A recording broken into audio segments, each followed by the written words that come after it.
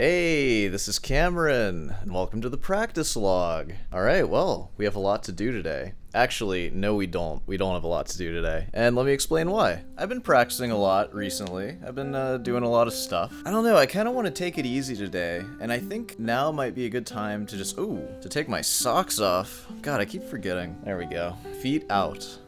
That's how you know you're in the right place. Welcome to Sore Hands. I've been thinking a lot about improv today. If you've been watching for a while, you already know this, but I've played a lot of jazz and I've played a lot of rock, like before I actually became a classical guitarist. I kind of was a sinner before I cleaned my life up. And there's a lot of things that I learned during that time that I feel like really help me now as a classical guitarist, and I think would be valuable for other classical guitarists to know. Just certain positions and scale shapes, which people hear shapes, and that's a negative thing, in the classical and jazz world, because you should, I guess the pedagogues think that you should be just identifying the notes of the things and then finding them on the fretboard, and you shouldn't involve any kind of shape, because shapes are arbitrary, right? And you can forget shapes. But I don't know, man, knowing shapes is really helpful. A lot of the music I learn, if you know what diminished chords and dominant chords and major 7 chords look like on the fretboard, man, when you see them in sheet music, it makes it a lot easier to play them, because you already know how to play them, and it makes it a lot easier to memorize. We are musicians first, obviously, but we're also guitarists, and I feel like it's okay to get familiar with the common shapes that you'll see all the time. And I feel like every instrumentalist does that, but it's just so apparent on guitar because you get this actual visual fretboard, and of course, that's going to be the easiest thing to start with. Learning the theory behind what makes the shapes, that's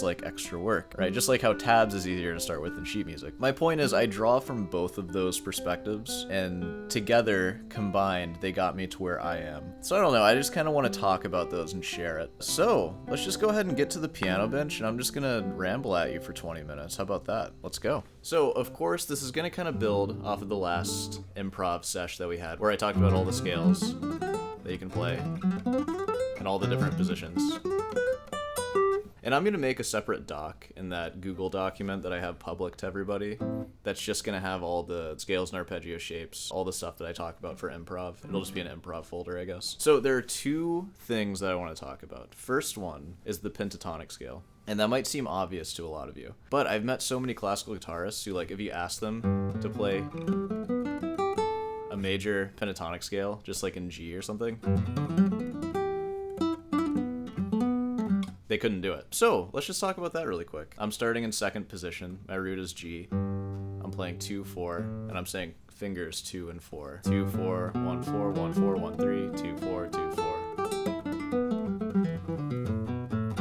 And there'll be a chart to follow along with in the Google document. So that's the pentatonic scale. It's the major scale, but you're just playing the first, second, third, skipping the fourth note.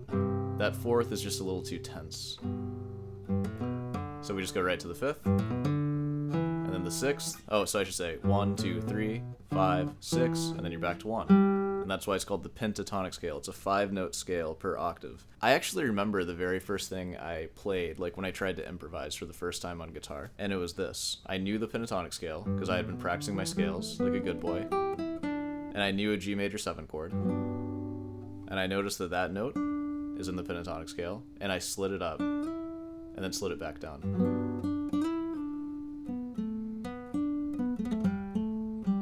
And that's the thing, when you first learn the pentatonic scale, and then you're like, okay, how do I improvise with it? You start doing stuff like that, which is fine. But what's really cool with this scale is emphasizing notes and sliding. And ways that you can emphasize a note, like that one, I can do a trill, I can go up, like neighbor tones.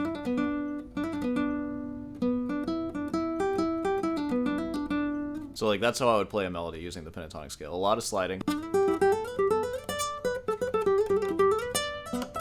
Which I added a note in there that you just heard. Which brings me to the second musical concept that I want to talk about, which is major 7 chords. Major 7 arpeggio specifically. I use those all the time. Usually if you ask somebody to improv in the key of G major, it's natural if you're not experienced with improv and you don't have a process that you're gonna use. You'll just start playing notes of G major, right? Without any real care about which note you're gonna go to. It could be any of them. But if I'm in G major, what I'm thinking of is first the chord, the 1 chord, the major 7 chord. And then all the other notes that aren't part of that one chord,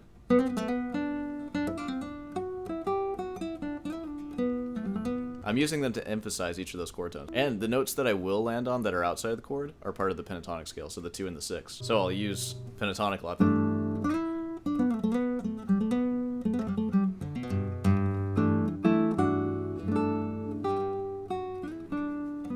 All that does is just make the major 7 chord sound like a major 9 or a major 13. Or adding that, or that. And you might be asking, why major 7? Like, why not just like the major arpeggio? Well, the major 7 is a little more ambiguous, which I like an ambiguous arpeggio because it can be your major, like 1 chord, but with that, it can also be part of your minor 3 chord. So it just gives you a little more to work with. So that major 7, that gives you this and this. And then if you play the same exact thing, but on the 4 of G major, so I'm in G right now, I forgot if I mentioned that. I can play it on the 4, and now that's going to give me access to the 4 and the 6. So that covers so much harmony right there. So first I'm on the 1, then the 4. And some of the fancy stuff that I'm doing there, which this is convenient about the major 7 chord, it's always 2 notes per string, which means that you can do patterns. Like that. You go that way with it. I'm just doing trills. Right? That's pretty cool. And then, like, you can do slurs too.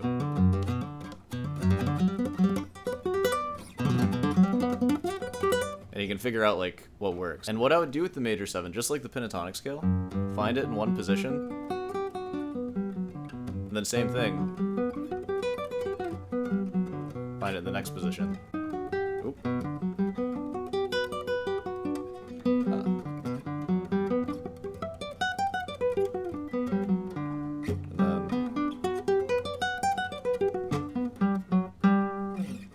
Just get comfortable with where it is everywhere. And that's a great way to learn those scale positions too. Slide around.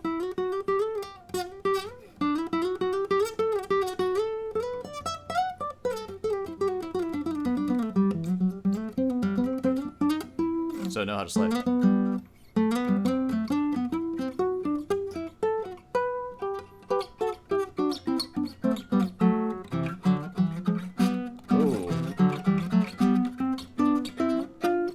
Oh no, I messed up. And that definitely helps you with music too, because when you see ascending thirds like that, it helps if you just know where they are.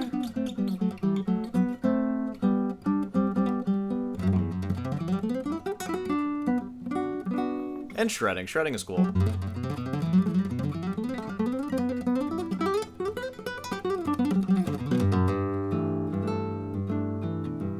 Alright, so we have that major 7s and pentatonic scales, so I move around a lot with that. Now, we've talked a lot just in one key for a lot of the improv stuff. So, like, you see these chords that I'm always playing, right?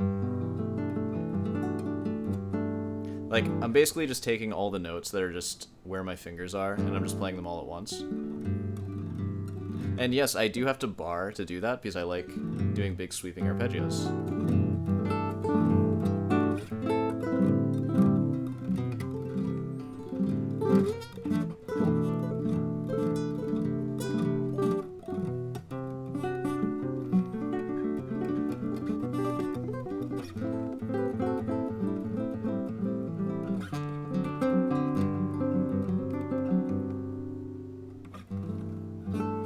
So barring is kind of necessary for that kind of stuff. Yeah, and then I'll just use those things to make a melody.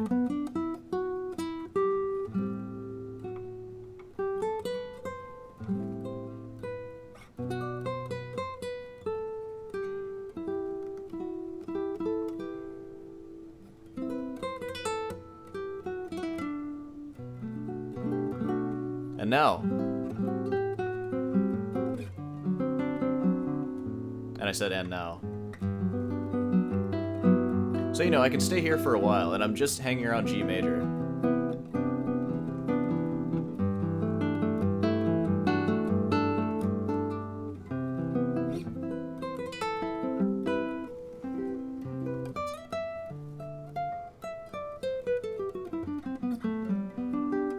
went out for a second there. Now, I'm getting bored of G major. I'm going to talk about modulation a little bit, and I'm probably not going to explain it very well because it kind of requires you seeing what I'm seeing on the fretboard. But when I talk about these, like, chord shapes, I'm seeing the first chord of G major, 1, and then the second chord, 2, 3, 4. Now, I'm seeing 4 and 1, and they look very similar, right?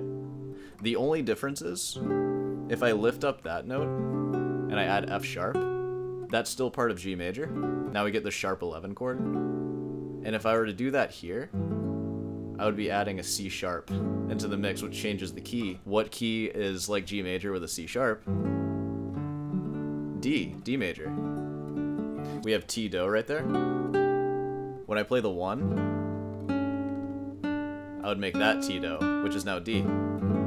So, I could modulate to D major just by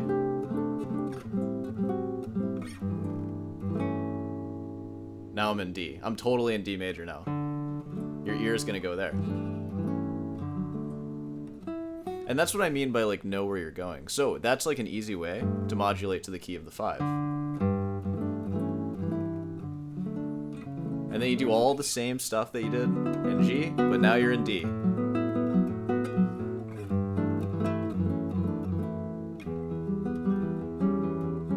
And now you have an F sharp minor that you can play. Because you're in D.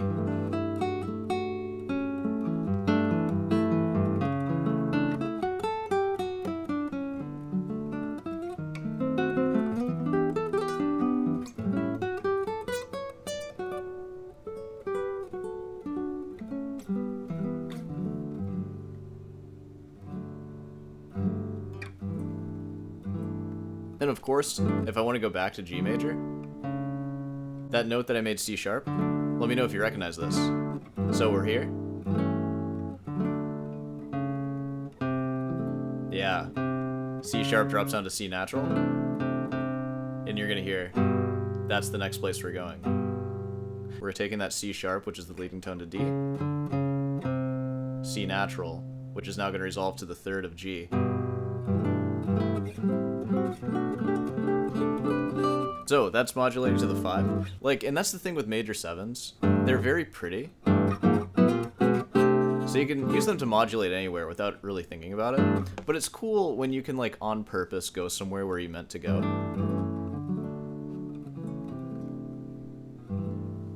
Right? I don't know, it just sounds like more composed when you do that. Now, another place that I like to go to, we have the 1, the 2, and then the flat 3.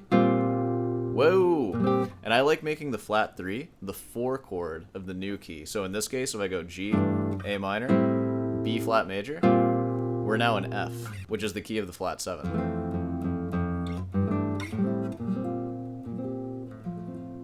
F major. And now G minor sounds appropriate. Could barely even tell. Now back to the original key.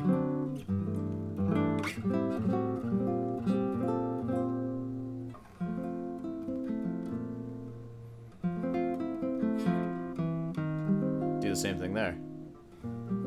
Now I'm in B flat. So, you know, I'm just going through the circle of fifths. And then I can really just modulate freely, like anywhere I want.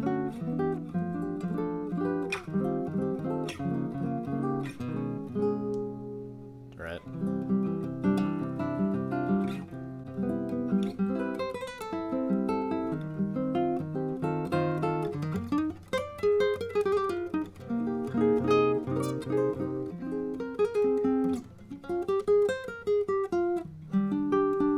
So, you know, I'm just kind of messing around now.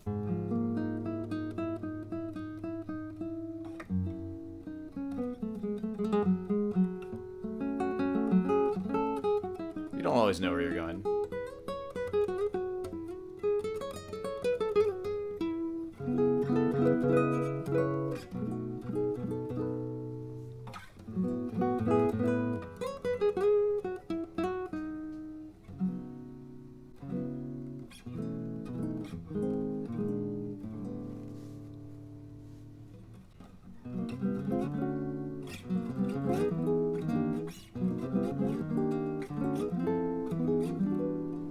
explaining is cool.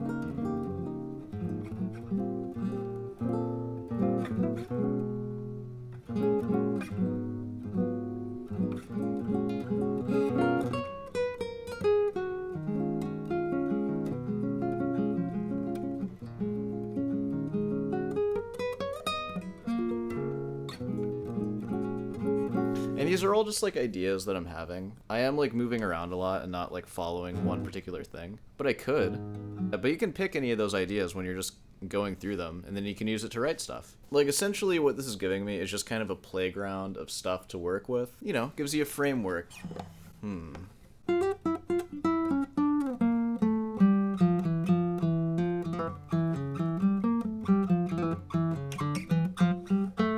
And the thing is, like, you can tell in, like, the scales that I'm playing, like, I have a pretty good idea of, like, the harmony that I'm choosing.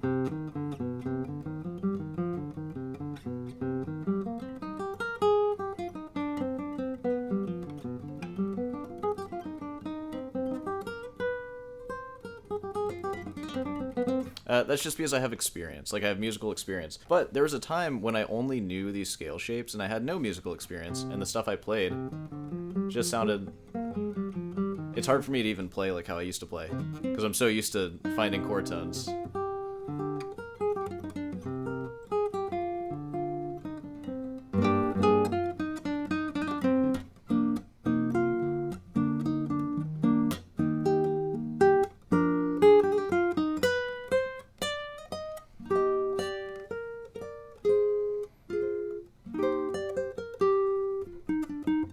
A lot of pentatonic scale.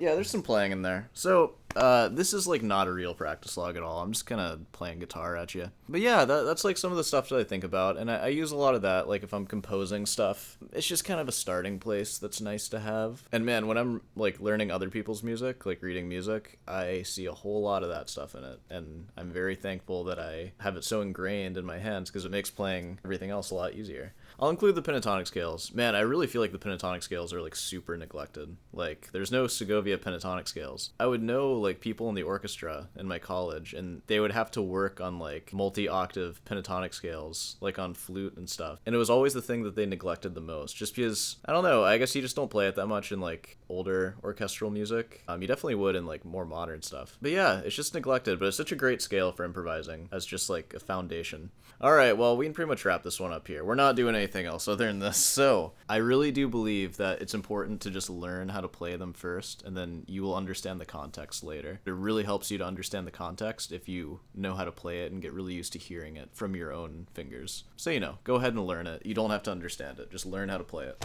That's what I did, and I'm still slowly understanding it more and more every single day. So, you know, first step is learning it. Well, let's go ahead and wrap this thing up. I'll see you in the outro. Hey, well, hopefully you enjoyed that. I'm sure that was helpful to no one. But hopefully it was fun to just hang out with me for a while. You know, if you made it this far, be sure to subscribe, leave a like. Hey, and if you want some lessons, if you want to talk about some of the stuff we were talking about here, you need help understanding it, or if you want me to explain it to you one-on-one, I offer lessons.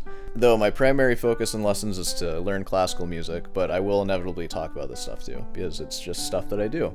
Yeah, and if you have any questions about anything, of course, feel free to leave them in the chair, in the comment chair, and I will answer them in the chair. Well, tomorrow's an extravaganza, so I'll see you then at the premiere. Whoa.